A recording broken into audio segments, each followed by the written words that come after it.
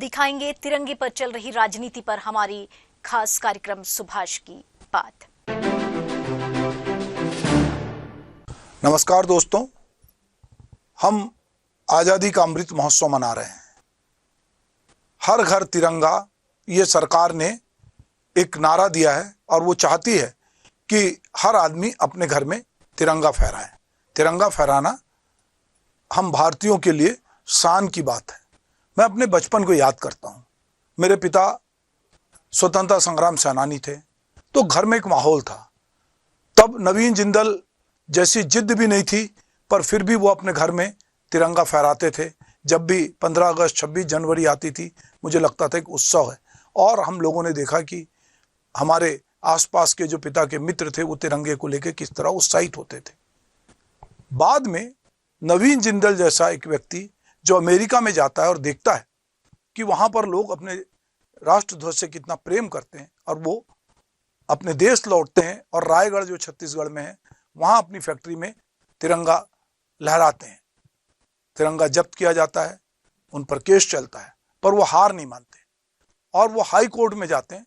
और high court, Delhi high court से ये फैसला होता है कि वे तिरंगा फहरा सकते हैं, और उसके बाद तिरंगा का एक अभियान चलता है।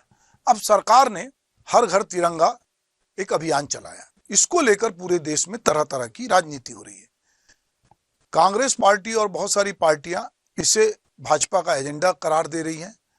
वहीं भाजपा कह रही है कि ये तिरंगा जो है राष्ट्रीय अस्मिता का, राष्ट्रीय पहचान का प्रतीक है, और ये सरकार, चूंकि उपराष्ट्रपति ने इसकी शुरुआत की थी, तो विपक्ष को इसमें राजनीति नहीं करना चाहिए। तो हम समझते हैं कि दरअसल ये हमारा तिरंगा, जो हमारा राष्ट्रीय ध्वज है, जिसे हम तिरंगा कहते हैं, ये दरअसल है क्या? 3 रंग की क्षैतिज पट्टियों के बीच में नीले रंग के एक चक्र द्वारा सुशोभित ध्वज है। इसकी अभिकल्पना पिंगली वेंकैया ने की थी। इसे 15 अगस्त 1947 को अंग्रेजों से भारत की स्वतंत्रता के कुछ दिन पूर्व 22 जुलाई 1947 को आयोजित भारतीय संविधान सभा की बैठक में अपनाया गया था। इसमें 3 समान चौड़ाई की क्षैतिज पट्टियां हैं। इसमें सबसे ऊपर केसरी रंग की पट्टी है, जो देश की ताकत और साहस को दर्शाती है। बीच में श्वेत पट्टी धर्म चक्र के साथ शांति और सत्य का संकेत है, और नीचे गहरे रंग की हरी पट्टी देश के शुभ विकास और उर्वरता को दर्शाती है। ध्वज की लंबाई और चौड़ाई का अनुपात 3:2 है। सफेद पट्टी के मध्य गहरे नीले रंग का एक चक्र है, जिसमें 24 आरे या तीलियां बनी हुई है। यह इस बात का प्रतीक है कि भारत निरंतर प्रगतिशील है। इस चक्र का व्यास लगभग सफेद पट्टी की चौड़ाई के बराबर होता है, और इसका रूप जो है सारनाथ में स्थित अशोक स्तंभ के शेर के शीर्ष फलक के चक्र में दिखने वाले की तरह होता है। भारतीय राष्ट्रध्वज अपने आप में भारत की एकता, शांति, समृद्धि और विकास को दर्शाता है। तो अब सवाल ये है कि जो हमारे देश की एकता, अखंडता और हमारे वैभव को दर्शाता है, उस तिरंगे को लेकर, उस ध्वज को लेकर लोगों के बीच बहस क्यों है? अभी हर नेता आज की तारीख में, जो खास करके जो भाजपा का से जुड़ा नेता है या जो भाजपा की इस तिरंगा अभियान से सहमत है, उसने अपनी डीपी में तिरंगा लगाया है, और तिरंगा लगा के हर आदमी इस समय बता रहा है कि वो कितना भारतीय है और वो अपने देश से प्रेम करता है। अब सवाल ये है कि ये तिरंगे के साथ देश प्रेम को जोड़ा जा रहा है। और अगर हम बात करते हैं देश की आजादी के पहले की, तो बहुत सारे ऐसे गीत थे जिन्होंने हमारे देश की आजादी में अहम भूमिका निभाया, और जिन्होंने झंडे के महत्व को भी बताया, आजादी के महत्व को भी बताया। नेताजी सुभाष चंद्र बोस की जो आजाद हिंद फौज थी, उसका गीत था, कदम कदम मिलाए जा, खुशी के गीत गाए जा, ये जिंदगी है कौम की, तू कौम पर लुटाए जा। हर घर तिरंगा मुहिम जो इस समय चलाई जा रही है, और जो तिरंगा फहराया जा रहा है, उस तिरंगा को लेकर हमारे देश में झंडा गीत या ध्वज गीत जिसको कहते हैं, जिसकी रचना श्यामलाल गुप्त पार्षद ने की थी, इसके 3 पद 1, 6 और 7 को संशोधित करके ध्वज गीत के रूप में मान्यता दी गई है। यह गीत न केवल राष्ट्रीय गीत घोषित किया गया है, बल्कि अनेक नौजवान और नवयुवतियां जो हैं, वो देश को मर मिटने हेतु ये गीत उनके लिए प्रेरणा स्रोत बना। विश्व विजयी तिरंगा प्यारा, झंडा ऊंचा रहे हमारा, सदा शक्ति बरसाने वाला, प्रेम सुधा सरसाने वाला, वीरों को हरसाने वाला, मातृभूमि का तन मन सारा, झंडा ऊंचा रहे हमारा। इसके बाद जैसा मैंने कहा कि ये तो एक झंडा ऊंचा रहे हमारा, पर सुभाष चंद्र बोस के आजाद हिंद फौज ने भी कदम कदम मिलाए जा, खुशी के गीत गाए जा, इस तरह की कविता उन्होंने गीत को भी अपने आजादी के गीत में शामिल किया, आजादी की लड़ाई में शामिल किया। भगत सिंह और उनके साथियों ने सरफरोशी की तमन्ना अब हमारे दिल में है, देखना है जोर कितना बाजुए कातिल में, इस तरह के बहुत सारे गीत थे जो हमारी राष्ट्रभक्ति को, हमारे राष्ट्र के झंडे को, हमारी अस्मिता को बता रहे थे।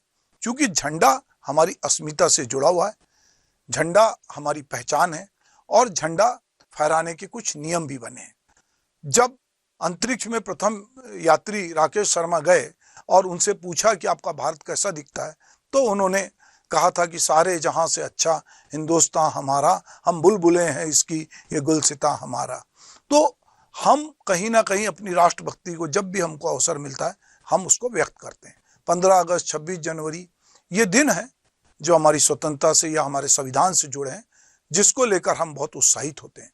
तो इस बार का चूंकि अमृत महोत्सव है और देश उत्साहित है कि हम 75 साल की आजादी का जश्न मनाने जा रहे हैं, तो इस जश्न को जो सरकार है उसने एक हर घर तिरंगा एक अभियान में तब्दील किया है और इसको लेकर अब बहुत तरह की बातचीत हो रही है। दरअसल हम अपने देश का जो हमारा राष्ट्रध्वज है उसको हम किसी सजावट के सामान की तरह इस्तेमाल नहीं कर सकते। इसके अपने नियम कानून हैं, हम इसके उतारने के, लगाने के, ये सब नियम बने हैं। आज जो है मीडिया अकाउंट पे, जो सोशल मीडिया अकाउंट पे है, सब ने तिरंगा, बहुत सारे लोगों ने तिरंगा लगाया, जो केंद्र के मंत्री हैं, भाजपा के मंत्री हैं, पार्टी कार्यकर्ता, सबने तिरंगे को अपनी डीपी बनाया है। इस मामले में कांग्रेस के जो राहुल गांधी और प्रियंका गांधी समेत कई नेताओं ने जो है इसको लेकर इसको एक राजनीतिक एंगल देते हुए कहा है कि तिरंगा सिर्फ बीजेपी का हक नहीं है बल्कि ये कांग्रेस की विरासत का अभिन्न हिस्सा है। कांग्रेस के नेताओं ने अपनी डीपी में जो तस्वीर लगाई है उसमें तिरंगा देश के प्रथम प्रधानमंत्री जवाहरलाल नेहरू के हाथ में नजर आ रहा है। अभी जब तिरंगा बाइक रैली का आयोजन किया गया, इसमें सभी सांसदों को हिस्सा लेने के लिए आमंत्रित किया गया, पर कांग्रेस समेत विपक्ष के अधिकांश सांसदों ने इसका बाइकाट किया। उन्होंने कहा कि ये बीजेपी का राजनीतिक एजेंडा है और वो इसमें शामिल नहीं हो सकते।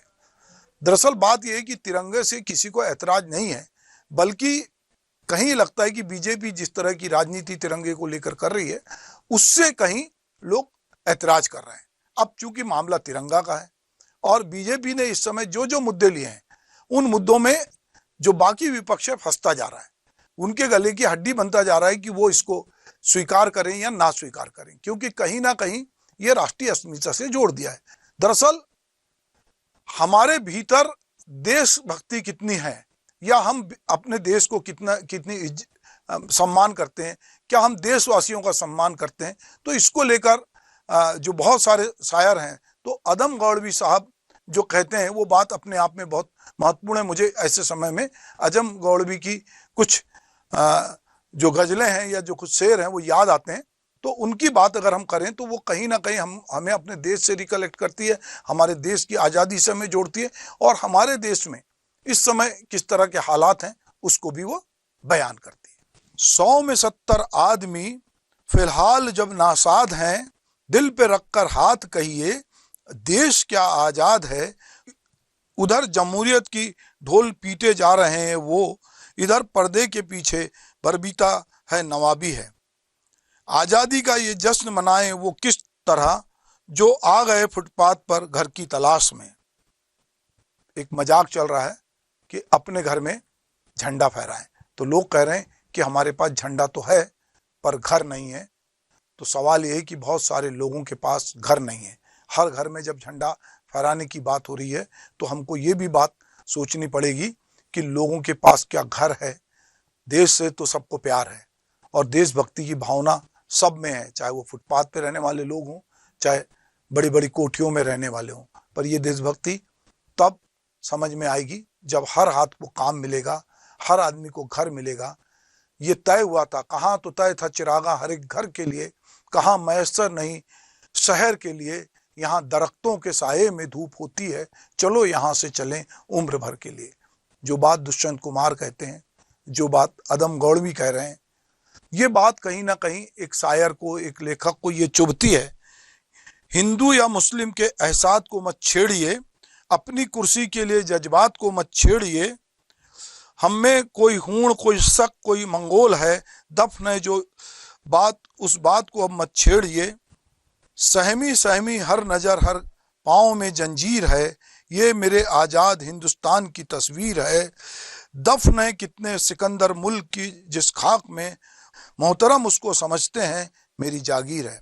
दरअसल हम जब आज़ादी का अमृत महोत्सव मना रहे हैं, ऐसे समय हमें ये भी देखना पड़ेगा कि हम देश में किस तरह के हालात से जूझ रहे हैं। इस समय देश में बहुत तरह की आंतरिक लड़ाइयाँ हैं। बहुत सारे धर्म की ध्वजा लेके चल रहे हैं, जाति की ध्वजा लेके चल रहे हैं, लोग गरीबी से जूझ रहे हैं, लोग बीमारी से जूझ रहे हैं, पर हमारा जज्बा जो है वो कम नहीं है। हम अमृत महोत्सव की खुशी सब मिल के मनाना चाहते हैं। हम हर घर में झंडा फहराना चाहते हैं। तिरंगा झंडा जो है वो भलाई उसकी स्वीकारिता आज़ादी के पहले हुई, पर उसके पहले भी झंडा था जिसमें अशोक चक्र नहीं था। वो झंडा भी हमारे देश में कांग्रेस पार्टी उसको लेकर घूमती थी, और 1942 में नागपुर हाई कोर्ट में हमारे अपने छत्तीसगढ़ के ठाकुर प्यारेलाल के लड़के रामकृष्ण सिंह और वल्लभ दास ने 9 अगस्त 1942 को नागपुर हाई कोर्ट में ये झंडा फहराया था। तो झंडे को लेकर, चूंकि झंडा एक हमारी अस्मिता का, हमारी आज़ादी का प्रतीक था, जिसको लेकर लोग जगह जगह प्रभात फेरियां निकालते थे, जुलूस निकालते थे, गिरफ्तारियां देते थे। तो ये झंडा बाद में इसमें अशोक चक्र जरूर शामिल हुआ, पर झंडा, तिरंगा झंडा जो है, विश्व विजयी तिरंगा प्यारा झंडा ऊंचा रहे हमारा। तो झंडा हमेशा ऊंचा रहना चाहिए। नवीन जिंदल ने जो लड़ाई झंडे को लेकर लड़ी थी, वो लड़ाई अब घर घर जो है झंडा फहराने की खुशी के साथ जाहिर हो रही है। निश्चित रूप से झंडा चाहे कांग्रेस का रहा हो, चाहे देश का रहा हो, झंडा हमारा है और वो हमारी अस्मिता से जुड़ा है। झंडे का सम्मान सबको करना होगा, देश का सम्मान सबको करना होगा, और झंडा जिन चीज़ों का प्रतीक है, जिन 3 रंगों का प्रतीक है, उसके प्रतीक को हमको समझकर देश में एक ऐसा वातावरण बनाना पड़ेगा कि हर आदमी को लगे कि अमृत महोत्सव जो है ये किसी कुछ लोगों का खास नहीं है, ये सबका है, हमारा अपना अमृत महोत्सव है। इसके का अमृत का फल चखने का हक सबको बराबर से।